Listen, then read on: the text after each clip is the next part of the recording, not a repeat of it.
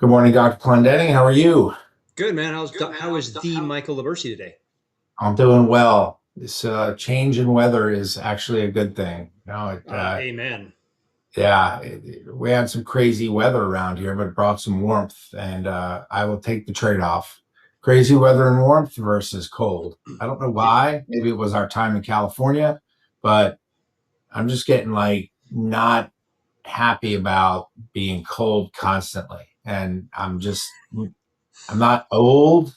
I'm not young. I'm just tired of cold and gray.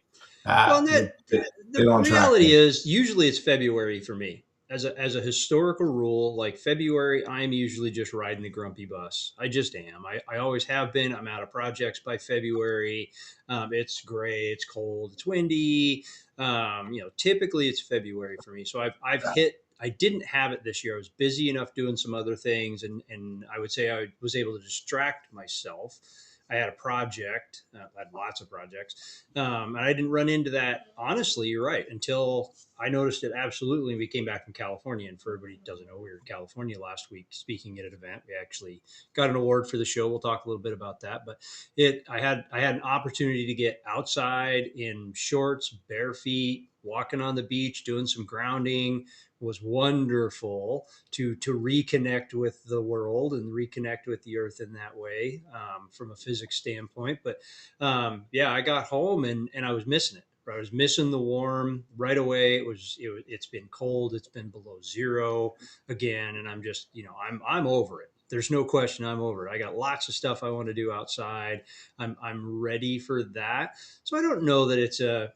I don't feel that it has anything to do with an age, one way or the other. I just think it's, hey, we're groundhogs, right? We've been in the hole for a long time. We're done with the 6 more weeks of winter thing, and it's just time. It's at the time that this will air.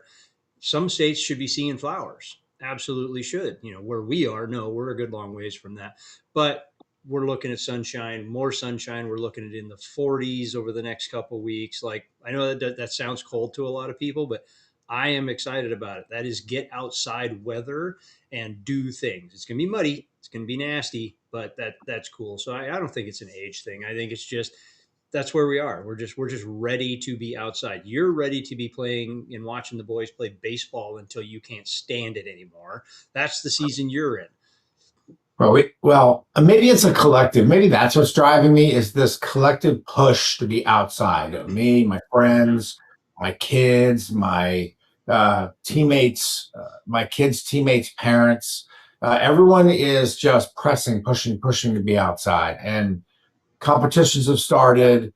It's always rough. It's you blink an eye and the competition season is over, even though it's not until July and in some cases August. You can kind of play through to November, but the truth is the heat of the season starts in now.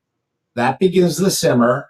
The boil starts to work through the May, June, July, kind of really heat of the season every weekend, 7 to 10 tournaments, games during the week. Blink of an eye, you're at 56, 60 games, and you don't even know where the time went. So maybe that's what's driving me, right? Which brings me to a point. I wanted to talk about a topic today that I think is very universal, and it's sort of a baseball related topic. And we'll talk about a few of the elements, how it relates to baseball. And baseball is just a great individual / team sport, so is business. So that's why there's a good parallel there. I'd like to talk about confidence is not seen through praise, but it's built through proof. And when you know, you don't need accolades. It's nice to have them. It's nice to list them. It's nice to be recognized, but you don't need the proof. If you truly know, you don't need the proof. Like Jeff Bezos can walk down the street and say, I don't need anyone to say, hey, man, you're the man. I know what I've done. I know that I took an obscure company from a bookstore in a garage to a logistics company that gets goods everywhere. I know what I did. You can have a million examples. I find that there is this weird thing, especially with social media. People are looking at likes, people are looking at praise, people are looking at their checkbook, which I do think is a good metric, but people are looking at their checkbook, and I'll explain that. Confidence is not through praise, it's through proof. Now, when I say that to you, Jake, where's that hit you? Well, before I start into that, I want to take note of something that we should probably put on a T-shirt that you just said. That was a good one, and you said baseball, just like in business, is a team sport. I want to make sure that we don't like blaze past that because it's totally true. Like nobody succeeds alone. A lot of people think that, but if you are the solopreneur and you're out there absolutely doing everything on your own, well, one, you're a lunatic. Two, you are the lid on your business. To be really clear on that. Like business is a team sport. It's networking externally. It's hiring the right employees. It's doing all the things. So I wanted to make sure like that was great. That was awesome. Baseball like a team sport. Baseball like business is a team sport. So when we're talking about confidence. I just had this conversation yesterday with one of my corporate clients. She's actually getting ready to speak on one of her first big stages tomorrow. They came to her this particular event. There we go. Particular event came to her, and they're like, "Hey, we love what you're doing. We'd like for you to come speak to this crowd of women." And she's terrified, right? She's terrified about doing this because public speaking is not something that she has done. Okay, so we have a lot of this conversation around it, and it was a lot about showing her the proof that she does know what she's doing, right? That one of the pieces of social proof, and we're going to talk about social media a bunch too, because that's a whole thing. But one of the pieces of social proof is they called her, right? They reached out to her and they're like, "You're the man. We want you to be on stage. We want you to be this person up front because we believe that you have the story."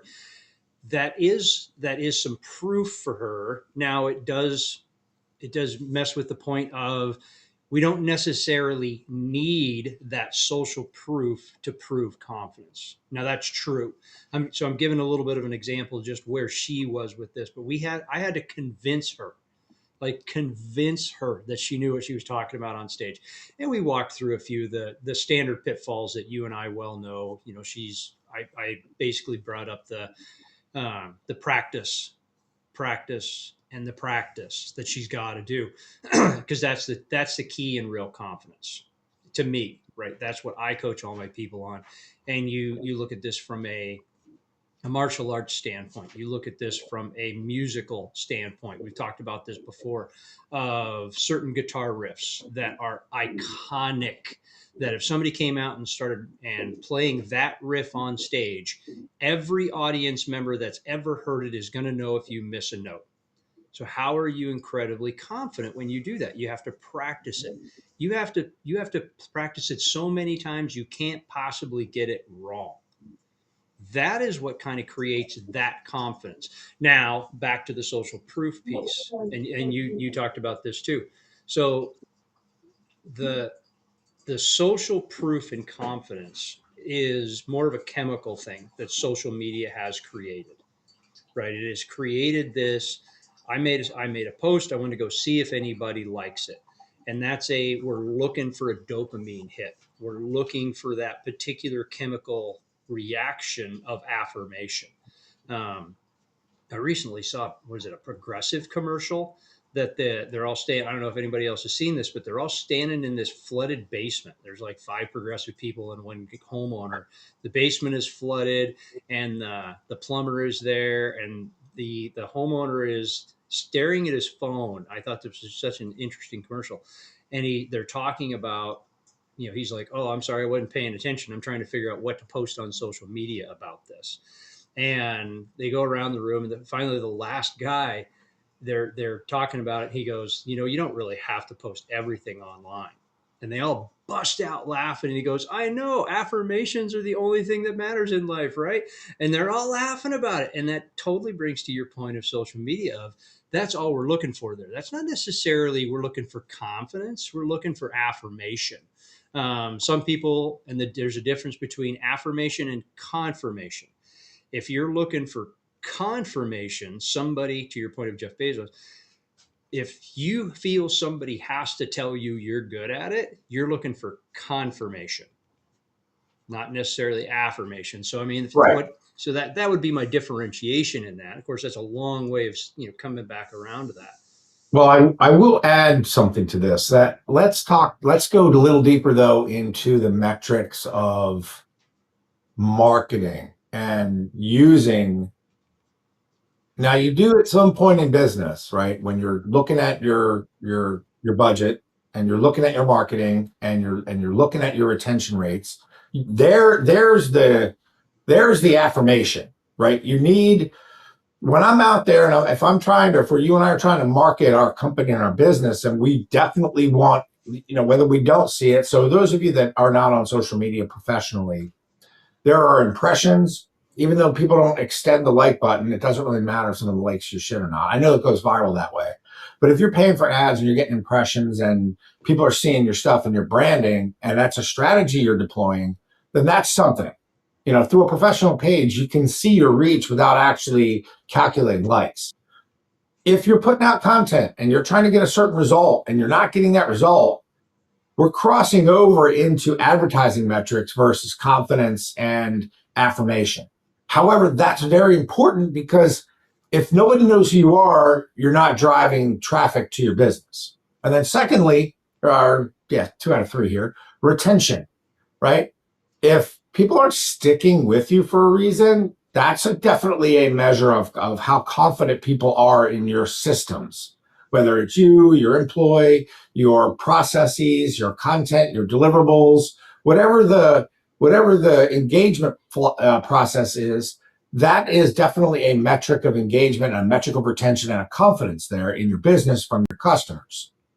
And then lastly, I would say from an overall feeling standpoint, where's your money going, right? Like, so if more is going out than coming in and your checkbook is reflecting, where's the confidence in your business there as well, right? These are broad strokes. They're not metrics. We only have a few minutes for people. We can't get into all these details, but in the broad stroke of things, the confidence in your business should be, or what you're doing should be, okay, am I seeing results economically? Am I feeling justified by this? Are my customers justified by this? And are my systems and processes netting new business or retaining old business? Did I miss anything there? No, that is a mountain, and you're totally right. And you have to track. You got to track your metrics. That's plain and simple. You got to know your numbers. You got to track your metrics, and that isn't that does stray away. I wouldn't stray away from, but it is a different concept than confidence, right? In confidence. So that's where Mike's talking about is you've got to be confident in what you do, right? You have to know, you have to believe in what you do, and you've got to set trackable spaces, trackable metrics. So you're going to go, okay, I've got this widget that we've produced. We've done the market research. It says it should sell. It says all the things say that it's good, and we start running it out, and we have to track what's going on. So all of a sudden, if we're not, if the widget is selling, let's say it's on a little bit of a slope, it's selling, but it's not skyrocketing, it's not doing much, and we're watching our metrics and we see little incremental pieces of growth, it's barely ticking up. Wonderful, right? We're moving, we're trending in the right direction, and we can look online and say, okay, based on our projections, we said we should be here by here. Are we going to be there? You have to establish the gap, and you have to look at your, how many impressions did it take to get there. They're all tracking tools when you're using them for that purpose, and it's telling you what the market thinks of your widget, right? It's telling you what the market thinks about your marketing and how you're progressing forward.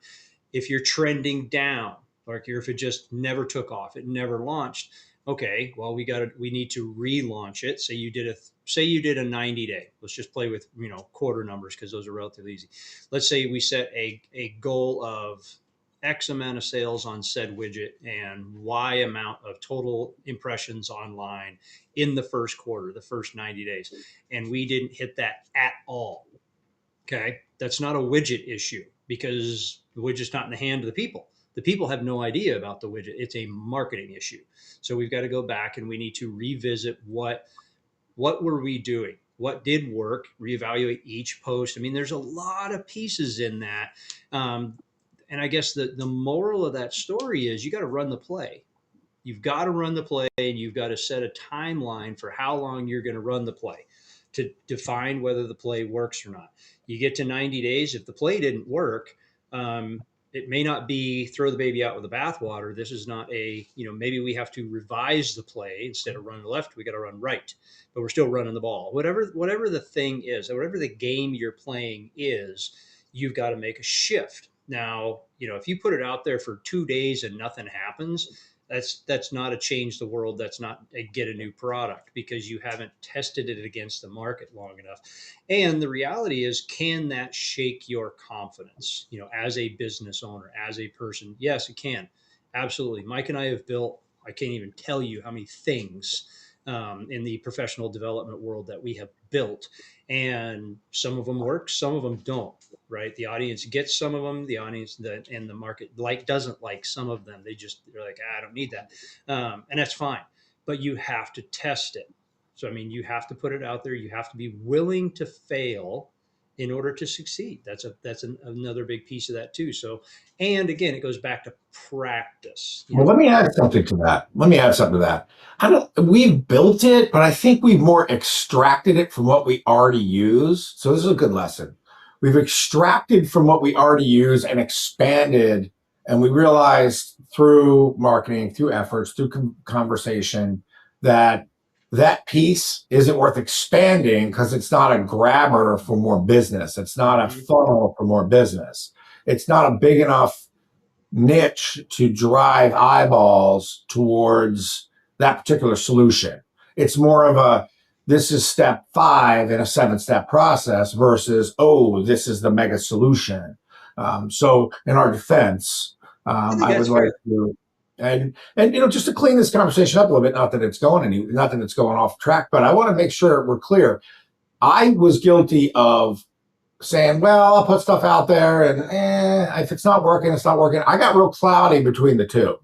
What we're trying to do here is bring up a conversation of confidence is in proof of what you're doing and the results you're getting, but also be smart about the time you're investing in what you're doing and the fulfillment you're getting, and be confident in the results that you see, not the praise, it's the proof. You have to detach yourself a little bit when you put things out there on social media. Like, I'll give you another quick example. I used to be the president of a very large coaching company. And according to the website, there were 2,000 members or more during my tenure that were in this coaching company. And I can remember some people being a little critical about others trying to blossom. I can remember, because when you get a group big enough and you start getting in circles, people who try to make different offers, they often get misconstrued. And the difference between people that listen to criticism, lose confidence, stop doing what they're doing, they never break through. They never break through, and they never, ever, ever see the light of day in terms of what they're trying to offer and what they're trying to solve. That's not the person that has the different MLM scam every week. It's the person that is trying to say, I perform this service, or I have this widget, and I'm going to try 7 different ways to deploy this service or this widget. I am going to confidently market every element of this, see what sticks, and take off. I have seen, on the other side of this equation, I have seen the success there. I have seen somebody go from being a broke joke to what they would consider their metrics for success, excelling beyond their wildest dreams. I've seen that happen countless times. Mm-hmm. I've helped people do that countless times. Is that confidence? Sure, I'm confident. I've watched you do it. I've heard your stories. I've heard how you help people transform. I totally have.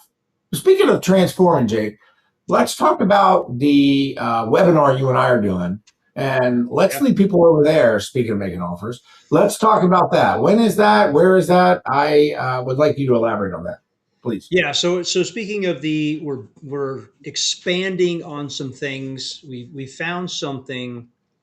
We found a All right, so I'm teasing this a little bit. So let's go this way. The webinar that we're going to do, it's going to look like a show, especially a special of this. We're going to be May 13th, noon Mountain Time, I believe, is when we're going to be doing that, 10 a.m. Eastern Time.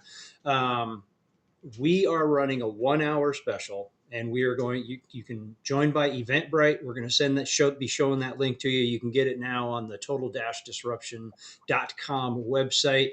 Check out our Facebook pages. Find it. It's all over the bloody place. It'll be running here pretty quick. You want to join on Eventbrite. So what the thing that we have found is in a really bad event of marketing, I wanted to initially call it the gap closer. But that is about as lame as you can possibly get. So we've run it through a few iterations to get kind of a cooler name on that. But we have found a tool to give you the gap close, because it really is right.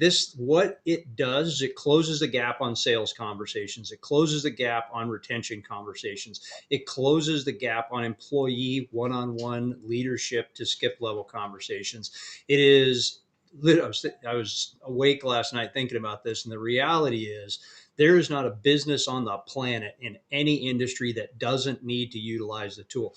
And this is a little bit, it evolved out of some other things that we were building. It just came into being, kind of a very Tron kind of thing. If you followed that movie, right, the conditions were right, and it just came into being. So it's a very cool tool. We're going to run through the webinar. Everybody that comes is going to get the tool for free, get some cool early access to some other portals and some cool stuff that we're doing. So be on the webinar May 13th. You're going to be able to find it on our social media channels, but join the Eventbrite so you can be VIP and get all the stuff. Awesome. Thanks. Yeah, I can't wait to talk about that, because one of the many things you and I are really good at is communicating well and communicating poorly, and being able to talk about the two, just in a nutshell, and expanding that and help everybody else do their thing. So as we move down the line here, I just want to bring up a couple of examples of proof and confidence, and a couple of tactical ideas for people that they can really get themselves done. If you are a person who is an expert at something, I don't care what the something is, and you want to expand your knowledge and shape others' lives, this literally is the spot for you right here, right now. If you literally want to impact others, or if you feel like you're in a room full of people that are better than you when they're really not, this is also for you. You have people who are listening to this, people in the world today have got to be confident in the things they have done, the life they have lived, and in the shape they have taken. I can't stress enough, there are so many people, and we've covered this a lot, that are comparing their insides to other people's outsides. And it's hard to, though, I will say, though, it is really an uphill battle. If you want to make change in your life, it's the decision to make the change is very easy. The actual change is very difficult. The work itself is very difficult. I know. I've tried it. It's hard. I've done it. I'm still doing it. I'm not perfect at it, but I'm perfect at doing it. I'm not perfect at sitting there going, I wish I was. I'm doing it. You're doing it too. So a tactical idea is take some stock in the things you've already done. Take some stock in the parent you are. Take some stock in the man or woman that you've become. Take some stock in the everyday, I'm up, I'm out, I am no longer. Take some stock in the fact that, hey, I'm a total mess, but I am getting my shit done in this area of my life. Find that glimmer. Grab a hold of that. Feel that confidence. Feel that confidence. You know, we all have areas of our life that need improvement, but the anchor system needs to be bled and born through the confidence and the accomplishments that you've already done. Wouldn't you agree? I would. An exercise that I frequently do and I have clients do, and it's not new, right? It's not a brand new thing at all. Take out, you're gonna need more than one sheet of paper. Grab a notebook. It's amazing how this works when you're feeling that. To what Mike's point, start writing down everything you have done, all the cool shit you've done in your life. Just start writing it down, little, and they're all little things, right? It's just like when we talk about gratitudes, it's what's the little thing I'm grateful for today.